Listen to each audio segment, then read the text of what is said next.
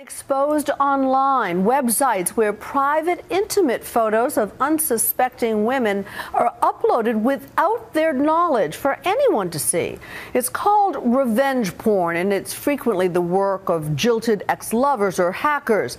The intention to shame and humiliate. But now a group of women is fighting back, going after one website, its host, and even its fans. Here's ABC's Juju Chang. So how long should that take? These women are seeking justice against a sliver of X-rated cyberspace known as revenge porn, where people post explicit photos of their exes out of spite. I thought people have real porn to look at with consensual women, and why would they care about, a little girl from a small town? Mariana Taschinger told us she had just turned 18 when she reluctantly sent topless photos of herself to her then high school sweetheart.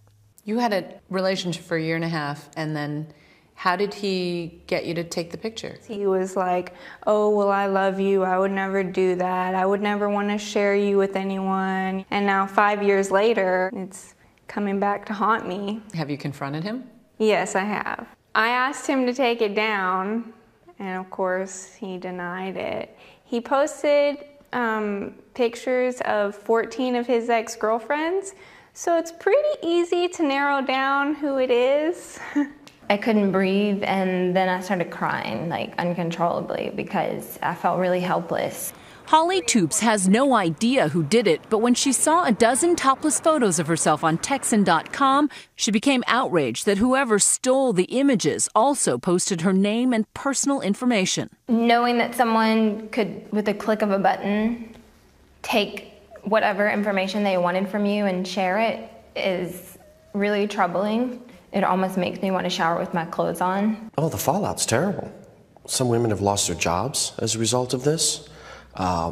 Most of them have become hermits. All of them feel humiliated. John Morgan filed the lawsuit against Texan.com and its massive web host GoDaddy.com, which provides web space for 54 million sites, including mainstream businesses. The class action lawsuit began with 17 women, and they've been joined by dozens of others in less than 2 weeks. I'm also getting a lot of emails and calls from women who have been victimized by other sites. The lawsuit claims invasion of privacy under Texas state law. These sites, they say, are designed to cause humiliation and emotional distress. Some even call it involuntary porn. Revenge porn has been termed to cyber rape because they take photos of women for the purpose of dehumanizing them, for the purpose of degrading them. And they go even further. If they know the names, they'll post the names. They almost always post the names. If they don't have the address, they'll post the address. What's the point of that? Because they are targeting and stalking these women. And the worst part is they seem to enjoy it. It seems to be a sport, a very, very sick sport for the people responsible. I was approached in Walmart by a complete stranger, an older man probably in his 50s, telling me he saved my photos to his computer. I literally ran away from this guy. I was so terrified because now my safety's involved. Kelly Hinson is also pregnant, and seeing intimate images of herself online has left her emotionally shattered. Oh gosh, I was almost hospitalized because high-risk pregnancy, can't sleep.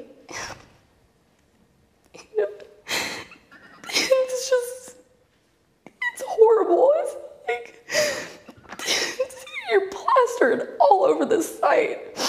And your family sees it, and you just think, okay, great, I can't have a kid in this area because everyone's going to remember this. But revenge porn sites often operate cloaked in secrecy. They can create phony email addresses, phony names, phony information. So long as they register the domain and pay for it, the internet domain is theirs. So you're suing people who have made up identities? That's correct. Absolutely. In fact, the women's lawyer received an email threatening to repost his clients' photos and their names and addresses for all the world to see, simply because they'd come forward to expose the men who'd exposed so much of them. And I know that the name that was used is going to be a false name. However, it's a Gmail address. So the address exists. But they just made a footprint in cyberspace. My job is to gather the footprints and then have the appropriate professionals who can put them together and find out which shoe fits it and then find the owner of the shoe. What makes this case unusual is that they're also going after the subscriber list to tear the mask of anonymity from the people who prowl these sites. Why shame the subscribers? Why expose the guys who are looking at this stuff? They're just as guilty. They should be held accountable because they're logging on, they're putting their credit card in, they're paying to see us exploited.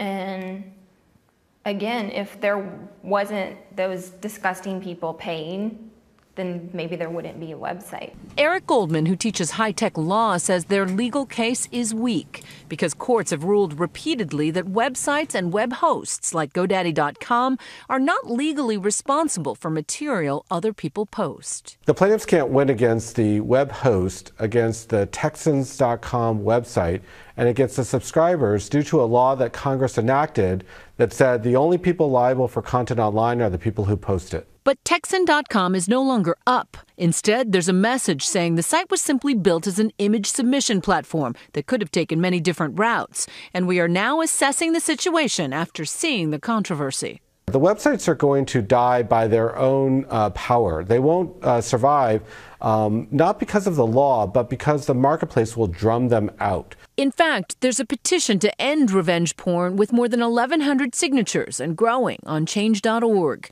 But these women are painfully aware that they've lost control of their own images, as well as their reputations. On the website, he was calling us his exploits and, talking about us like we're sluts. But they feel their only recourse is to speak out, even if the backlash at times is as harsh as the initial betrayal. It's totally stressful. It's been eating me up. But coming forward and speaking out about it has really made me feel a little bit stronger and less helpless. What would you say to other young girls who are being asked by their boyfriends to send sexy photos? Find another boyfriend who won't ask you. Because love may not last forever, but digital images just might.